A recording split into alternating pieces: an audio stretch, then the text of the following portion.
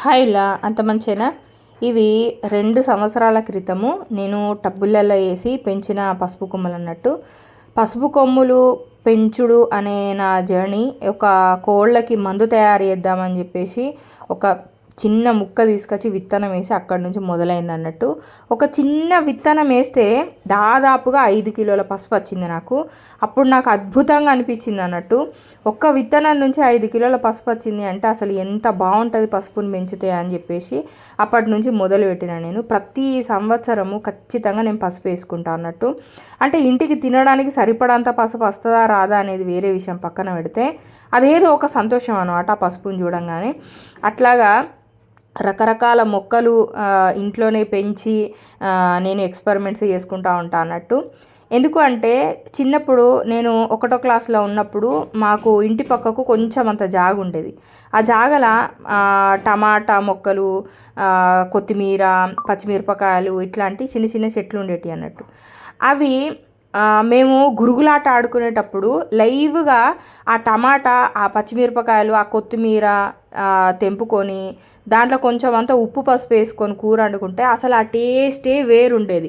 ఎందుకో ఆ టేస్ట్ ఇప్పుడు మనం ఎంత మంచిగా వండినా ఎందుకు వస్తలేదా అని అనుకున్నాం. అది ఏంటిది అంటే మందులు కొట్టకుండా పండించిన కూరగాయలకు మాత్రమే ఆ టేస్ట్ వస్తుంది అనే విషయం నాకు అర్థమైంది. అప్పటి నుంచి మన ఫుడ్ని మనం మన టెర్రస్లో అయినా సరే మనం పండించుకోవాలి సాధ్యమైనంత వరకు అని మనసుకు అనిపించి అప్పుడు మొదలుపెట్టిన పెట్టుడబ్బా. అక్కడి నుంచి నా జర్నీ అనేది మొదలైంది. అప్పటి నుంచి ఇప్పుడు దాదాపుగా 5 సంవత్సరాలు అవుతుంది. ఖచ్చితంగా ప్రతి సంవత్సరం పసుపు అయితే నేను వేసుకుంటా.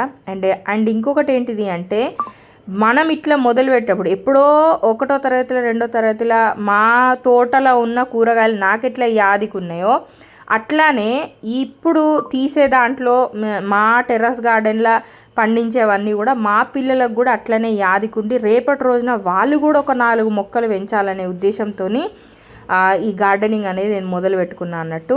మా బుజ్జిగాడు కూడా హార్వెస్ట్ చేస్తా అంటే వాడు ఎంత హ్యాపీగా ఉండైనా. వానపాములు వాని చేతిలో పెట్టమని అన్నాడు. అప్పుడంటే వాడు భయపడ్డాడు కానీ తర్వాత వాడు బాగా ఎంజాయ్ చేసిండు. ఇది పత్తి చేను కూడా నేను మా పిల్లలకు చూపెట్టిన. ఎందుకు అంటే ఛత్తీస్గఢ్లో మా వైపు పత్తి చేను పత్తి పంట అట్లా ఏమీ ఉండదు. నేను ఒకప్పుడు పత్తి చేనులో పనిచేసిన కూలి పనికి పోయేదాన్ని నేను 100 రూపాయల కూలికి.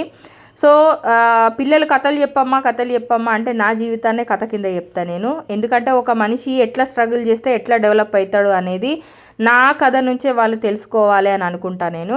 సో పత్తి చేను అని అన్నప్పుడల్లా అసలు పత్తి చేను అంటే ఏంటిదో కూడా మా పిల్లలకు తెలియదు అన్నట్టు.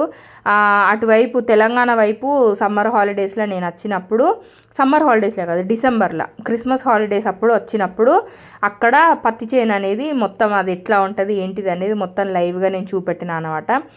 ఇక టెర్రస్లో కాసిన కూరగాయలు పిల్లల చేతితోనే నేను హార్వెస్ట్ చేపిస్తాను. ఎందుకంటే ఇవే వాళ్ళ మనసులలో వాళ్ళకి గుర్తుండిపోతాయి అన్నట్టు.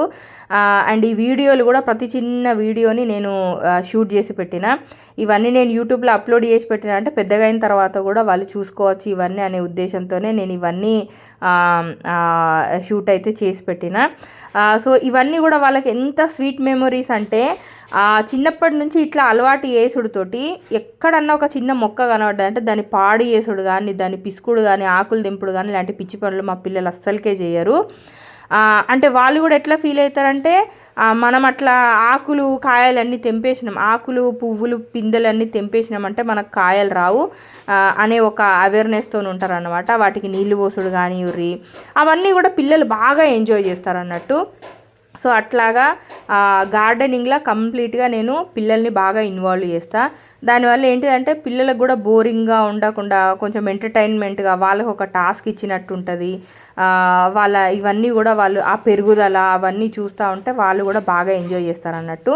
సో మొబైల్ అవాయిడ్ చేసుకుంటా ఇంట్లో వాటితోని రకరకాల యాక్టివిటీస్లో వాళ్ళు ఇన్వాల్వ్ కావాలనే ఉద్దేశంతో మేము పెంచని లేవు. మా ఇంట్లో కుందేళ్ళు ఉన్నాయి. కుందేళ్ళ పిల్లలు చూడండి ఎంత క్యూట్గా ఉన్నాయో. ఫస్ట్ నుంచి ఫౌజియాస్ హ్యాపీ హోమ్ ఛానల్ని ఫాలో చేసేటోళ్ళు అయితే అసలు ఎన్ని కుందేళ్ళు ఉన్నాయి మా ఇంట్లో అనేది మీకు తెలిసే ఉంటుంది.